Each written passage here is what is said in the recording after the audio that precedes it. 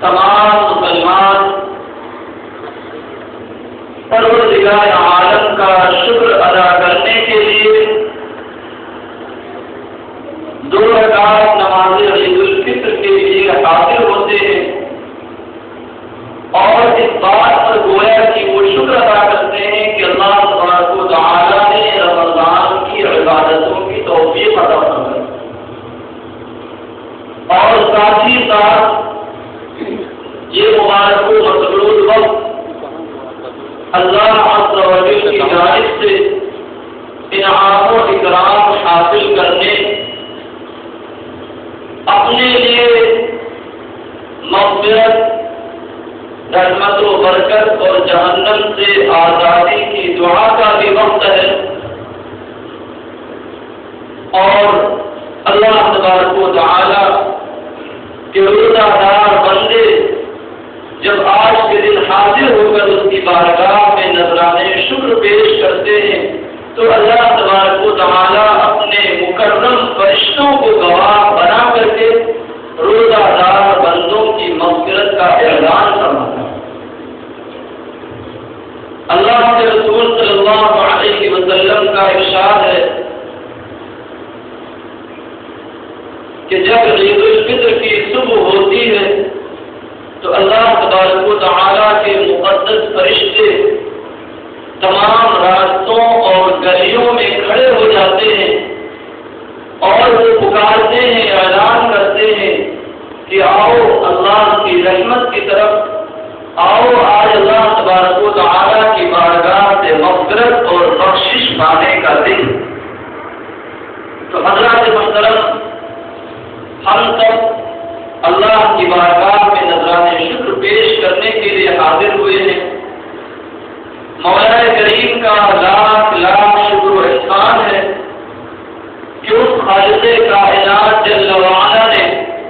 اپنے محبوب صلی اللہ علیہ وسلم کے ذخیر ہمیں اور آپ کو اپنی انگنت نعمتیں عطا فرمائی، جن میں بڑی ہی عظیم الشان نعمت رمضان المبارک کا مقدس مہینہ ہے اور اس کی عبادتوں کی توفیق۔ حضرات، چونکہ آج ایک اجتماعی دن ہے، تقریباً سبھی مسلمان یکجا ہو کر اللہ تبارک و تعالیٰ کی بارگاہ میں نذرانے شکر پیش کرتے ہیں، اس لیے اس سے قبل یہ کچھ وقت کا بیان رکھا گیا ہے تاکہ اس مختصر سے بیان میں آپ حضرات کے سامنے اللہ و رسول کا کچھ پیغام پہنچایا جا سکے۔ حضرات محترم، میں نے خطبہ مسنونہ کے بعد جن آیات کریمہ کی تلاوت کا شرف حاصل کیا، قرآن مجید کی سب سے مشہور و معروف اور سب سے پہلی سورت کی 3 آیتیں۔ اللہ عز و جل ارشاد فرماتا ہے، اهدنا الصراط المستقیم صراط الذین انعمت علیہم غیر المغضوب علیہم ولا الضالین۔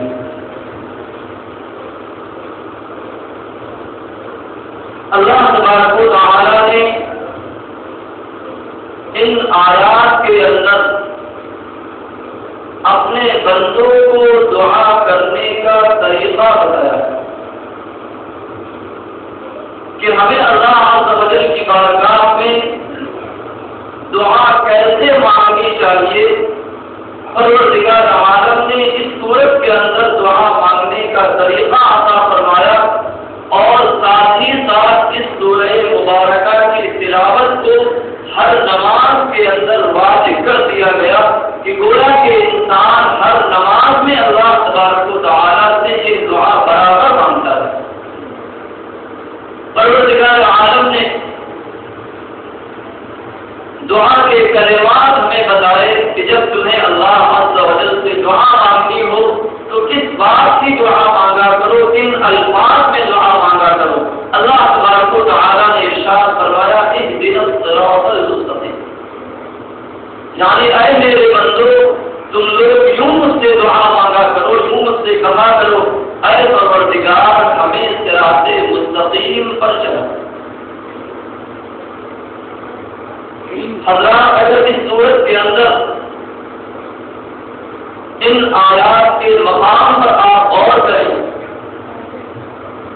تو آپ بخوبی جانتے ہوں گے کہ اس سے پہلے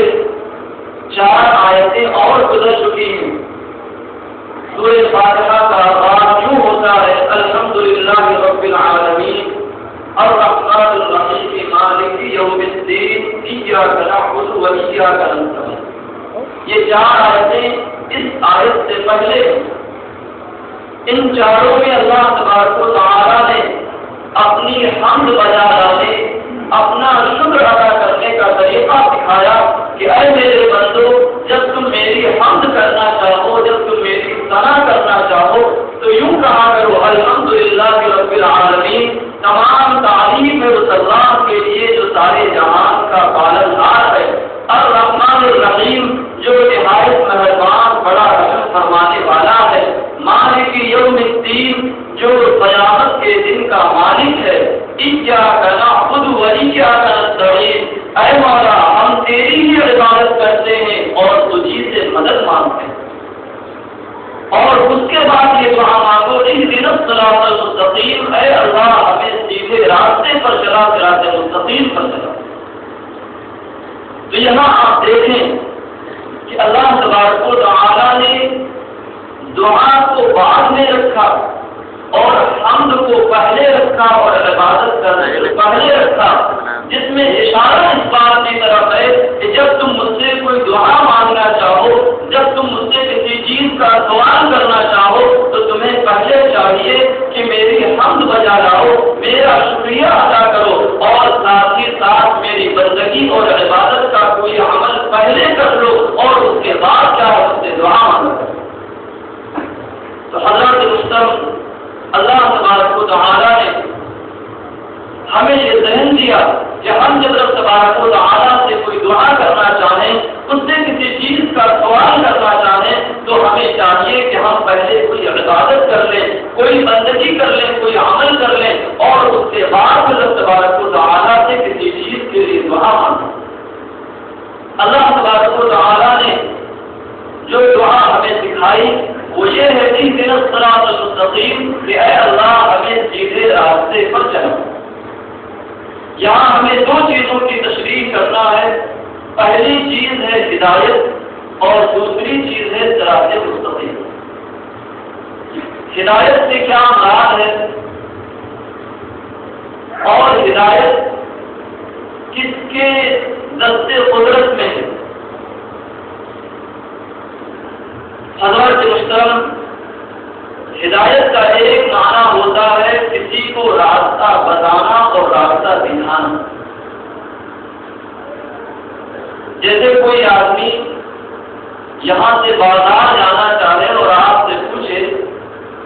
کہ موبائل بازار پہنچنے کا راستہ کون سا ہوگا، کیسے ہم جا سکتے ہیں، تو آپ نے اس کو راستے کی رہنمائی کر دی کہ یہاں سے پہلے ادھر جاؤ، پھر داہنے مڑنا، پھر بائیں مڑنا، پھر دائیں مڑنا، پھر بائیں مڑنا۔ اس طریقے سے آپ نے راستہ اس کے لیے یہیں سے بیٹھے بیٹھے بتا دیا کہ اس طریقے سے تم چلے جاؤ گے تو بازار تک پہنچ جاؤ۔ یہ راستہ دکھانا ہوتا۔ اور ہدایت کا دوسرا معنی ہوتا ہے منزل مقصود تک پہنچا دینا۔ جس منزل مقصود تک پہنچانے کا مطلب یہ ہوا کہ مثال کے طور پر وہی آپ سے بازار جانے کا راستہ پوچھتا ہے اور آپ بھی بازار جانے کا ارادہ رکھتے تھے تو آپ نے کہا چلو میں چل رہا ہوں میرے ساتھ تم بھی چلے جاؤ۔ آپ نے اسے لے جا کر کے بازار تک پہنچا دیا۔ تو پہلا معنی ہوا راستہ دکھا دینا اور دوسرا معنی ہوتا ہے منزل مقصود تک پہنچا دینا، ساتھ ساتھ اس کو لے جانا۔ پہلی صورت میں انسان بھٹک سکتا ہے، آپ نے جس طریقے سے اس کو بتایا تھا ہو سکتا ہے راستے میں بجائے ادھر مڑنے کے دوسری طرف ہو جائے تو وہ راستہ بھٹک جائے، لیکن منزل مقصود تک پہنچانے کا جو طریقہ ہے کہ جس میں آدمی خود اسے لے جا کر کے منزل مقصود تک پہنچا دے، تو جو شخص منزل مقصود تک جانتا ہے، وہاں تک پہنچا ہوا ہے، اس کی رسائی ہے، وہ جب کسی دوسرے کو لے جائے گا تو یقیناً وہ